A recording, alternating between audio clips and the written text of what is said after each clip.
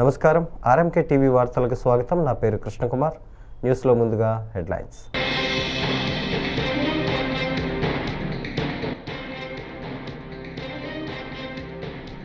కర్నూలు ప్రమాదం, చంటి బిడ్డను ఒడిలో పెట్టుకొని ఓ మహిళ కాలిపోయింది. హోంమంత్రి అనిత.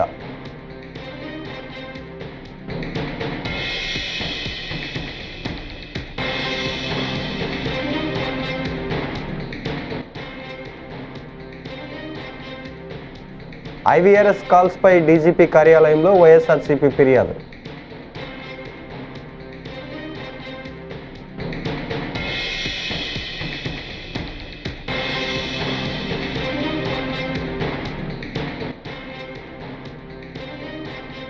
బస్సు ప్రమాదం మృతుల కుటుంబాలకు 5 లక్షల పరిహారం, మంత్రి రాంప్రసాద్ రెడ్డి.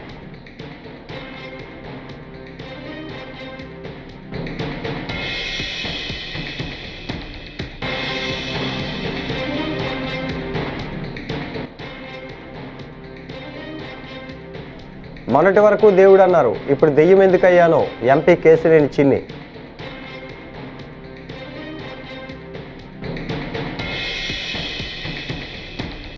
ఇక డీటెయిల్స్ చూస్తే, కర్నూలు బస్సు ప్రమాదంలో మృతి చెందిన వారికి మంత్రి రాంప్రసాద్ రెడ్డి పరిహారం ప్రకటించారు.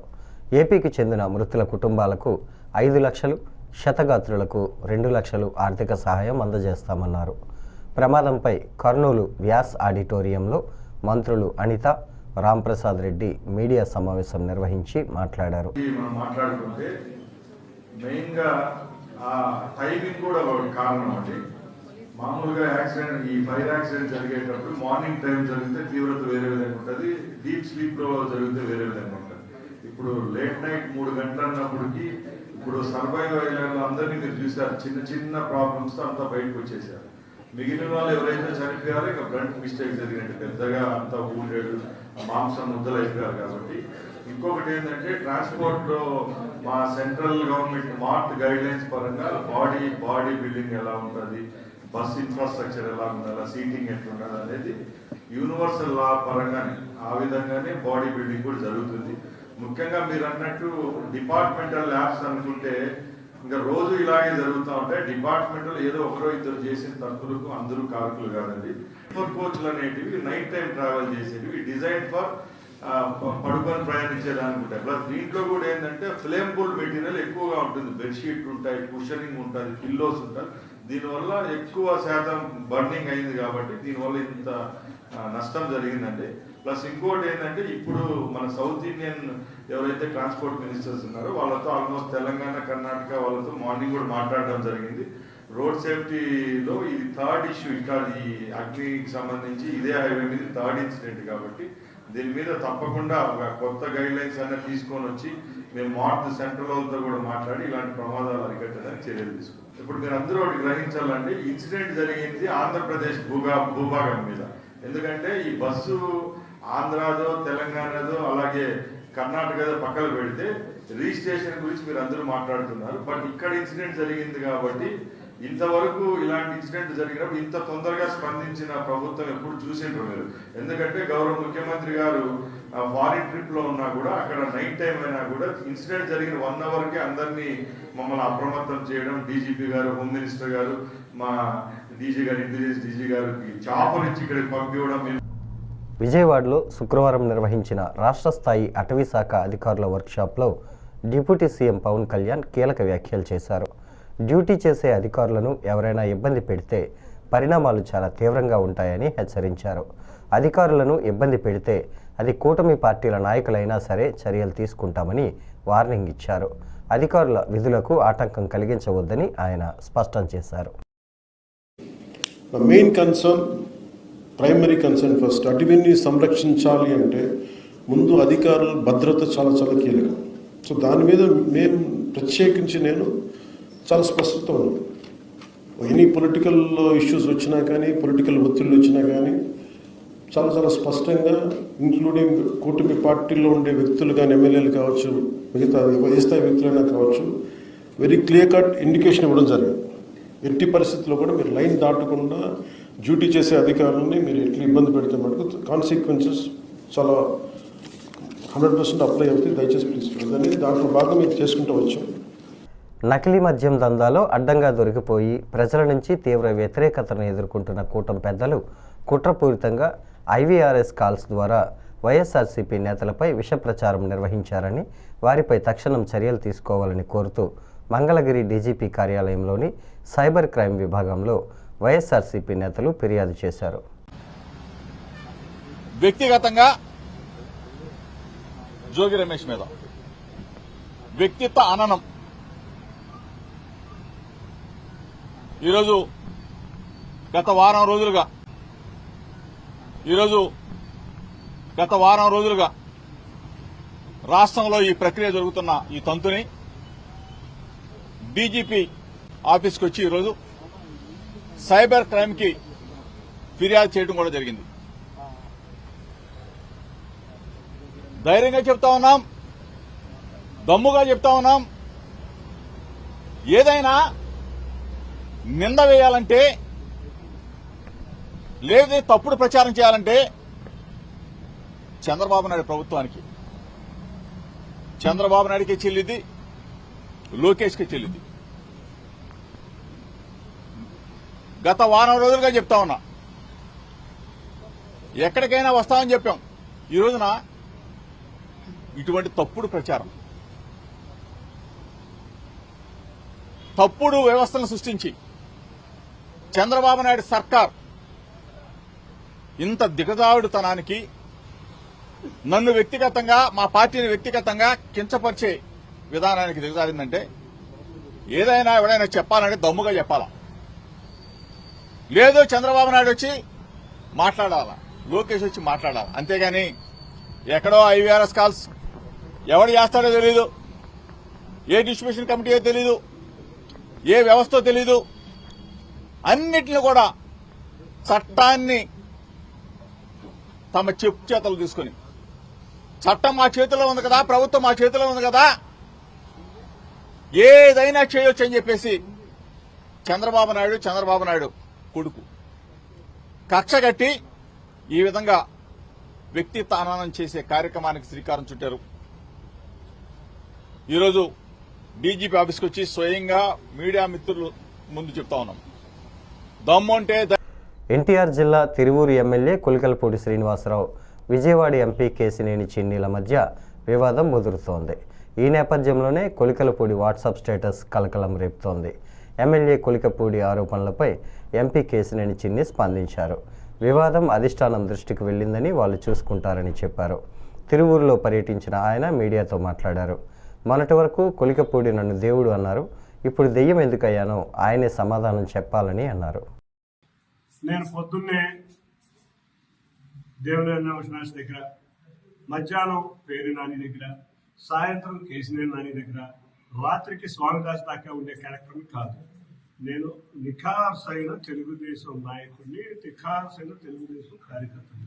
గౌరవ ముఖ్యమంత్రి నారా చంద్రబాబు నాయుడు గారిని, గౌరవ మా యువనేత నారా లోకేష్ గారిని, పవన్ కళ్యాణ్ గారిని విమర్శించిన నాయకులకి అంతు చూస్తాం. ఎందుకంటే నేను కాంప్రమైజ్ అయ్యే నాయకుడిని కాదు. నేను విజయవాడ ఉత్సవం చేశాను అంటే నేను ఎంత భారీ నష్టంతో విజయవాడ ఉత్సవం చేశానో మీ అందరికీ తెలుసు. నా జేబులో డబ్బులు పోతాయని దానికే ఉంటాను, కానీ నేను 4 సంవత్సరాల నుంచి తిరువూరులో సేవా కార్యక్రమాలు చేసుకుంటా. నేను ఎన్నో కోట్లు ఖర్చు పెట్టిన వ్యక్తిని నేను. ఆఫ్టర్ ఆల్ ఒక 5 లక్షలు 10 లక్షలకి ఎవరో ఆరోపణలు చేస్తే ఇవాళ నేను చెప్తున్నాను, ఎవరో ఆరోపణలు చేస్తే ప్రజలు నమ్మే పరిస్థితిలో లేరు. పార్టీ నాయకత్వం దృష్టికి వెళ్ళింది, పార్టీ నాయకత్వం చూసుకుంటుంది. అంతేకాకుండా ఒకటే చెప్తాను, నేను ఏ రోజు చంద్రబాబు విమర్శించిన నేను ఏ రోజు రంగులు మార్చరా. 12 నెలలు దేవుడుగా ఉన్నవాడు దయ్యం అయ్యాడు అంటే దానికి సమాధానం ఆయనే చెప్పాలని కోరుకుంటున్నా. ఎందుకంటే గౌరవ ఎమ్మెల్యే గారు, గౌరవ పార్లమెంటు సభ్యులు లేకపోతే నేను లేను, దేవుడు నాతో అని చెప్పుకున్నవాడు దయ్యం ఎందుకు అవుతున్నారో వారే తెలియాలి. కాబట్టి అటువంటి విమర్శలు ఏమైనా వస్తే వారి సమాధానం చెప్పాలి, కానీ గౌరవ ఎమ్మెల్యే గారు నేను కాదు. నాను ఏంటో విజయవాడ పార్లమెంట్ ప్రజలకి తెలుసు, విజయవాడ పార్లమెంట్ లో తెలుగుదేశం నాయకులకి తెలుసు. కాబట్టి నిన్న నన్ను అన్నకాడి నుంచి ప్రకంపనలు మరి మా కార్యకర్తల నాయకులు చూపిస్తున్నారు. కర్నూలు జిల్లాలో జరిగిన బస్సు ప్రమాద ఘటనలో 19 మంది ప్రాణాలు కోల్పోయినట్లు ఏపీ హోంమంత్రి అనిత వెల్లడించారు. మృతుల్లో 2 చిన్నారులు ఉన్నట్లు తెలిపారు. మృతుల్లో ఏపీ, తెలంగాణ నుంచి 6 చొప్పున, ఒడిశా, బీహార్ నుంచి ఒక్కొక్కరు, తమిళనాడు, కర్ణాటక నుంచి 2 చొప్పున ఉన్నారు. మరొకరి మృతదేహం గుర్తించాల్సి ఉంది. కర్నూలు వ్యాస్ ఆడిటోరియంలో మంత్రులు అనిత, రాంప్రసాద్ రెడ్డి మీడియా సమావేశాన్ని నిర్వహించారు. చాలా దురదృష్టకర సంఘటన. Bus number DDO 1N9490 Vemuri Kaveri travels. యాక్చువల్గా మనకి అరౌండ్ హైదరాబాద్ నుంచి బెంగళూరు ప్రయాణం అవుతున్న ఈ బస్సు ఎర్లీ మార్నింగ్ మనకి 3 to 3:15 మధ్యలో ఇక్కడ ఒక యాక్సిడెంట్కి గురవడం చాలా బాధాకరమైన విషయం. ఆ యాక్సిడెంట్ కూడా మనకి చూస్తే ఒక ఎదురుగా వస్తున్న బైక్ని ఢీకొని కొంత దూరం ఒక 15 to 20 మీటర్స్ అది కొంచెం ముందుకు తీసుకెళ్ళటం, దాంట్లో వచ్చిన స్పార్క్ మనం ప్రాథమిక విచారణ ప్రకారం వచ్చిన ఇన్ఫర్మేషన్ మీకు చెప్తున్నాం. దాంట్లో వచ్చిన చిన్న స్పార్క్ వల్ల కొంచెం దాంట్లో మంటలు చెలరేగటం, ఆ మంటల్లో చెలరేగి అక్కడ చాలామంది సుమారుగా మనకి 19 మంది, 17 మంది పెద్దవాళ్ళు, 2 చిన్నపిల్లలు చనిపోవటం అనేది నిజంగా చాలా దురదృష్టకరమైన సంఘటన. ఇన్సిడెంట్ జరిగిన తర్వాత 3:21కి ఆ నియర్ బై ఉన్న సిఐకి ఇన్ఫర్మేషన్ వచ్చింది. వెంటనే పోలీస్ డిపార్ట్మెంట్ వాళ్ళు, అదేవిధంగా మన ఫైర్ డిపార్ట్మెంట్ వాళ్ళు అందరూ కూడా చిన్నటేకూరు విలేజ్కి చేరుకొని రెస్క్యూ ఆపరేషన్స్ కూడా చేయడం జరిగింది. గౌరవ ముఖ్యమంత్రి గారికి ఇన్ఫర్మేషన్ మా డీజీపీ గారు, అదేవిధంగా నేషనల్ ఇంటెలిజెన్స్ వాళ్ళందరూ కూడా ఇన్ఫర్మేషన్ ఇవ్వటం, మాకు కూడా ఇన్ఫర్మేషన్ ఇవ్వటం. ఇన్ఫర్మేషన్ ఇచ్చిన వెంటనే నియర్ బై ఉన్న మా పొలిటికల్ లీడర్స్ అందరికీ కూడా, మంత్రి గారు మణిపూర్ రాంప్రసాద్ రెడ్డి గారికి, అదేవిధంగా లోకల్ ఎమ్మెల్యే చరితారెడ్డి గారికి, ఎంపీ గారికి అందరికీ కూడా ఇన్ఫర్మేషన్ ఇస్తే అరౌండ్ 6-6:30 కల్లా మ్యాక్సిమం ఎమ్మెల్యే, ఎంపీ వాళ్ళు కూడా అక్కడికి వచ్చి ఆ రెస్క్యూ ఆపరేషన్స్లో కూడా వాళ్ళు కూడా సహాయ సహకారాలు అందించారు. ఓవరాల్గా చూస్తే టోటల్ పాసెంజర్స్ బస్సులో 39 మంది పెద్దవాళ్ళు, 4 చిన్నవాళ్ళు, 2 అన్ఐడెంటిఫైడ్ ఉన్నారు. ఈ అన్ఐడెంటిఫైడ్ కూడా ఏంటంటే ఆరామ్ గారు అని చెప్పి చౌరాస్తా దగ్గర 2 కూడా ఎక్కడం జరిగింది. అందులో ఒకరు దిగిపోయారు, ఒకరు ఉన్నారు అందులో. సో తర్వాత మనకి సర్వైవర్స్ చూసుకుంటే మ్యాక్సిమం మంటలు చెరలేగానే డ్రైవర్, ఎక్స్ట్రా డ్రైవర్ వచ్చి కొంచెం వెనకాతలో ఉన్న ఎగ్జిట్ డోర్ని కొంచెం బలంగా పగలగొట్టడం, తర్వాత వీళ్ళందరూ కూడా కొంచెం చాలామంది రెస్క్యూ ఆపరేషన్స్ చేసుకుని వాళ్ళగా కొంతమంది బయటకు కూడా రావడం జరిగింది. అలా చూసుకుంటే 23 మంది అడల్ట్స్, 2 పిల్లలు, 2 డ్రైవర్స్, ఓవరాల్గా 27 మంది మనము వాళ్ళు అక్కడ యాక్సిడెంట్ నుంచి తప్పించుకోగలిగారు, సురక్షితంగా బయటపడిన వాళ్ళు. అదేవిధంగా ఈరోజు ఇందులోని ఇంజూర్డ్ పర్సన్స్లోని సుమారుగా 9 మంది ట్రీట్మెంట్లో ఉన్నారు. అందులోని అందరూ కూడా స్టేబుల్గా ఉన్నారు. అందులో 6 ఒక 3కి ఫ్రాక్చర్స్ అయినాయి. వాళ్ళందరూ కూడా మన జీజీహెచ్ హాస్పిటల్లో ఉన్నారు. ఒక 3 ఆకాష్ హాస్పిటల్లో ట్రీట్మెంట్ తీసుకుంటున్నారు. 17 మంది పెద్దవాళ్ళు చనిపోయారు, 2 చిన్నపిల్లలు చనిపోయారు. అందులో 6 మనకి ఆంధ్రప్రదేశ్ నుంచి ఉన్నవాళ్ళు. అందులో ఒకరు బాపట్ల దాత్రి ఏజ్ 27 years. నెల్లూరులో ఒక ఫ్యామిలీ, రమేష్, అనూస పేరెంట్స్, వాళ్ళ children, Shashank and Mamata. Next Konaseema నుంచి శ్రీనివాస్ రెడ్డి 40 years, రావులపాలెం. వీళ్ళతో పాటు 6 తెలంగాణ నుంచి, ఒకరు ఒడిశా నుంచి, ఒకరు బీహార్ నుంచి, 2 తమిళనాడు నుంచి, ఇంకొక 2 కర్ణాటక నుంచి. వీళ్ళు కాక 1 అన్ఐడెంటిఫైడ్ బాడీ ఒకటి ఉంది. సో ఇది మొత్తం లిస్ట్ అండి. ఇమీడియట్గా తెలుసుకున్న వెంటనే మన కేసు కూడా రిజిస్టర్ చేయడం జరిగింది. ఆ రిజిస్టర్ జరిగిన తర్వాత కర్నూలు వద్ద వేమూరి కావేరీ ట్రావెల్స్ బస్సు ప్రమాదంపై ప్రత్యక్ష సాక్షి స్పందించారు. హిందూపురం నుంచి నంద్యాలకు వెళ్తుండగా బస్సులో అకస్మాత్తుగా మంటలు చెలరేగాయి. భారీ మంటల కారణంగా బస్సు దగ్గరికి వెళ్ళలేకపోయినట్లు తెలిపారు. మంటలు ఎగిసి పడుతుండగా రమేష్ అనే వ్యక్తి అద్దాలు పగలగొట్టి బయటకు వచ్చి తన కారులో 6 ఆసుపత్రికి తరలించి కాపాడారు. నేను హిందూపురం నుండి మా బ్రదర్ దగ్గర పోతుండగా దారిలో బస్సులో అగ్గంటుకొని ఫుల్ ఫ్లేమింగ్స్ వస్తున్నప్పుడు అక్కడ ఉన్న జనాలందరినీ సైడ్కి తీసుకొని నా కార్లో నేను గవర్నమెంట్ హాస్పిటల్కి తీసుకువచ్చిన. ఎట్లా జరిగిందో క్లారిటీ లేదు. అక్కడ ఏం చూడలేము. మేము చూసే టైంకి ఫైర్ ఫుల్ ఓవర్గా ఉంది. బస్ దగ్గర పోయి అంత కూడా స్పేస్ లేదు, అంత ఓవర్గా ఫైరింగ్ ఉంది రౌండ్గా చుట్టుపక్కల. బస్ చుట్టూ ఫైర్ ఉంది. ఎవరు బయట నుండి టచ్ చేసే కూడా లేకుండా, ఏం చేయడానికి లేకుండా ఫైరింగ్ ఉండింది. లాస్ట్కి రమేష్ అనేసి ఒక ఆయన గ్లాస్ బ్రేక్ చేసి వచ్చినాడు. ఆ గ్లాస్ స్పేస్ కూడా మనిషి వచ్చేంత కూడా ఇంత స్పేస్ ఉంది. ఆ స్పేస్లో నుండి బయటకు వచ్చేటప్పుడు చాలా మందికి ఇంజురీస్ అయినాయి గ్లాస్ కూర్చుకొని. అక్కడ ఇంకా 6 members నిలబడినారు. నేను హిందూపూర్ నుండి నంద్యాలకు పోతా అన్న. హిందూపూర్ నుంచి నంద్యాలకు పోతున్నాయి. ఎంతమంది ఉన్నారు దాంట్లో మా ఊళ్ళో ప్రయాణికులు? ఎంతమంది ఉన్నారో తెలియదు నా. వాళ్ళు 6 మెంబర్స్ నేను పిలుచుకొస్తాను హాస్పిటల్కి. ఇక్కడ బాగున్నారా వాళ్ళు? వాళ్ళు ఏం ప్రాబ్లం ఏం లేదు. ఒక ఆయనకైతే ఎక్కువ ఇంజరీస్ ఎక్కువ ఉండేది, రమేష్ అనికి గ్లాస్ బ్రేక్ చేసినారు, చేతికి అంతా కూర్చిపోయింది గ్లాసు. మిగతా వాళ్ళంతా సేఫ్. మొత్తం ఎంతమంది? నేను తెచ్చిన 6 మెంబర్స్కి అక్కడ ఉన్నది ఎంతమంది ఉన్నారో తెలియదు. బస్ అంతా ఫుల్ ఉంది అంటున్నారు, స్లీపర్ కోచ్. కార్మికులంతా తమకు అండగా ఉన్నారని, కూటమి ప్రభుత్వం కార్మికులకు ఎప్పుడూ సహకారం అందిస్తుందని రాజమహేంద్రవరం సిటీ ఎమ్మెల్యే ఆదిరెడ్డి శ్రీనివాస్ అన్నారు. స్థానిక ఏపీ పేపర్ మిల్ ఎదురుగా ఉన్న టీఎన్టీయూసీ కార్యాలయం ప్రారంభోత్సవ కార్యక్రమానికి ఆయన హాజరై టీఎన్టీయూసీ నాయకులు వర్రే శ్రీనివాసరావు, నక్కా చిట్టుబాబు, నాయకులు కాశీ నవీన్ కుమార్, కొయ్యల రమణ, బుడ్డిగ రవి, మొక్కమాటి సత్యనారాయణ, దుత్తారపు గంగాధర్ల పర్యవేక్షణలో నూతనంగా నియమించబడిన ఏపీపీఎం టీఎన్టీయూసీ నూతన కమిటీ సభ్యులను అభినందించి సత్కరించారు. ఈ సందర్భంగా ఎమ్మెల్యే ఆదిరెడ్డి శ్రీనివాస్ మాట్లాడుతూ కమిటీ నియామకం విషయంలో సామాజిక పరంగా, సీనియారిటీ పరంగా, పార్టీ కమిట్మెంట్ పరంగా చూసి సభ్యులను ఎంపిక చేయడం జరిగిందన్నారు.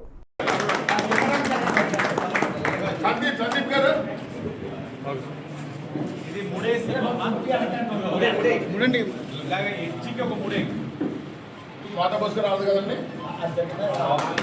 వై వెంకటేశ్వర గారు, పి రమేష్, రమేష్ గారు, రమేష్ వచ్చారు.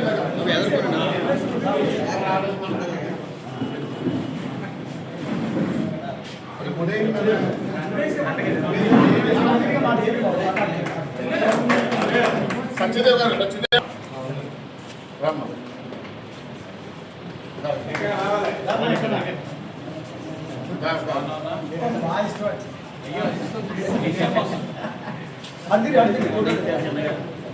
దుర్గేష్ గారు, అందరూ లాస్ట్ లో మెల్లగా ఫోటో తీశారు.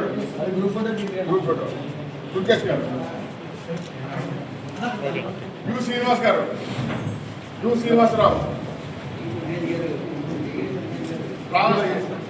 అట్లా ఉంచుకోండి అన్న.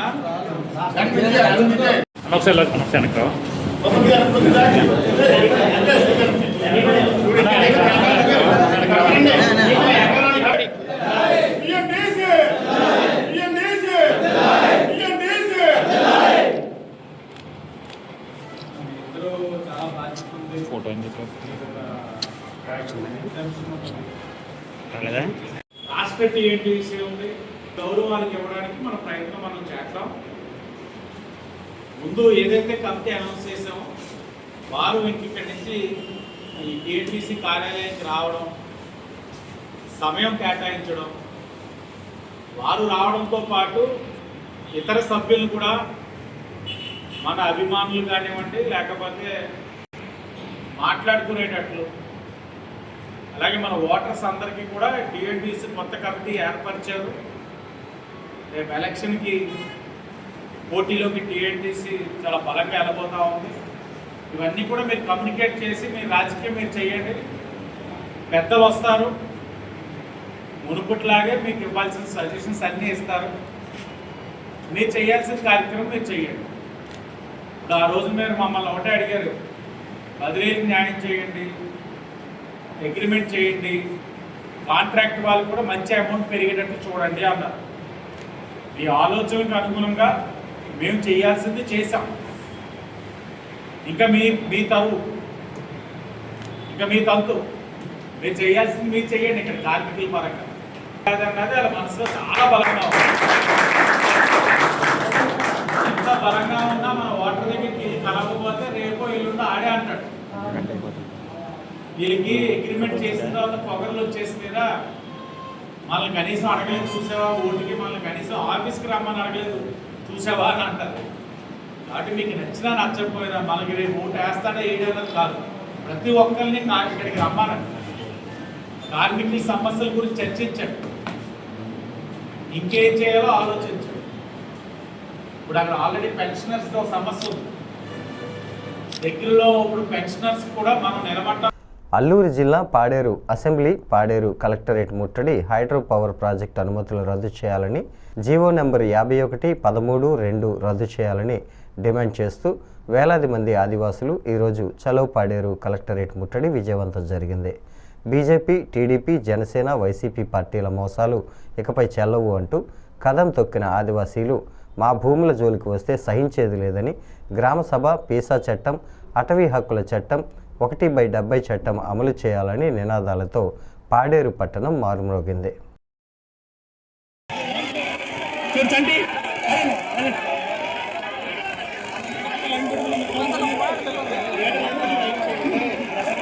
పోరాట కమిటీ నాయకులు, గిరిజన సంఘ నాయకులందరూ వీరందరి జనాలందరికీ లైన్లో పెట్టి నిలబెట్టాలి. దయచేసి మొత్తం ఆ పని చేయాలి.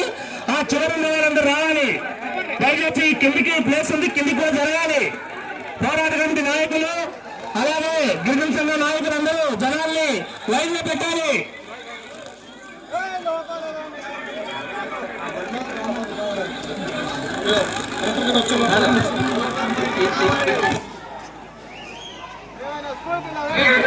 మిత్రులారా, ఇంకో ర్యాలీ బయలుదేరి వస్తుంది. వాళ్ళు వచ్చారు.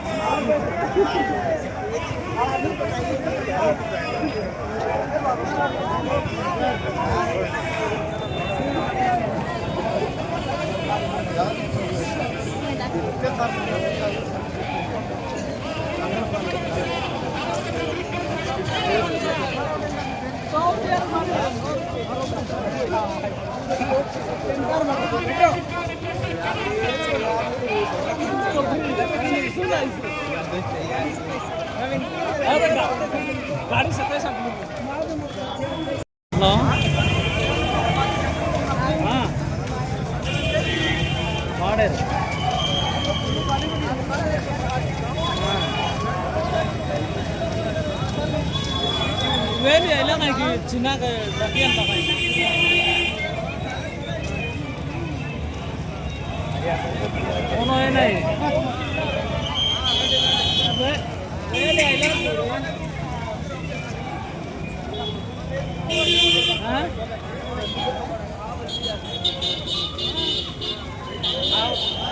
స్కూల్ తై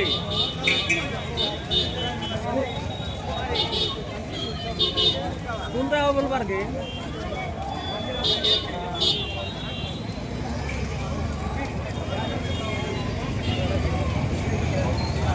సరే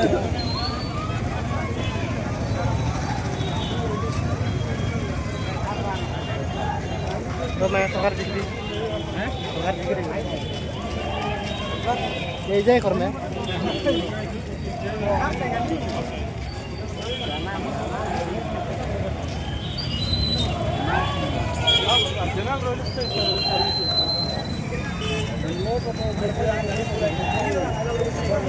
అన్నా సింగిల్ యార్ గేట్ ని నంబర్ పరే मोटर मीडिया మొత్తం సరిగా అన్నా మొబైల్ సేమ్ దే వెయిట్ 35 లगे రిటర్న్ ఉల్లావల్ల ఎవరు బ్యాంక్ సరి బిలా బర్తది స్పీడ్ బి ఇంటర్నెట్ డ్రైవర్ ఓ గోరా కృష్ణా జిల్లాలో జోరు వానలు కురుస్తున్నాయి. పామరు నియోజకవర్గంలో కుండపోత వర్షానికి ప్రధాన రహదారులు నీట మునిగాయి. తహసీల్దార్ కార్యాలయంలోకి వాన నీరు చేరింది. వరద నీటిలోనే అధికారులు విధులు నిర్వహిస్తున్నారు. పోలీస్ స్టేషన్, బస్టాండ్ తదితర ప్రాంతాల్లో రోడ్లపై వర్షపు నీరు నిలిచిపోతుంది.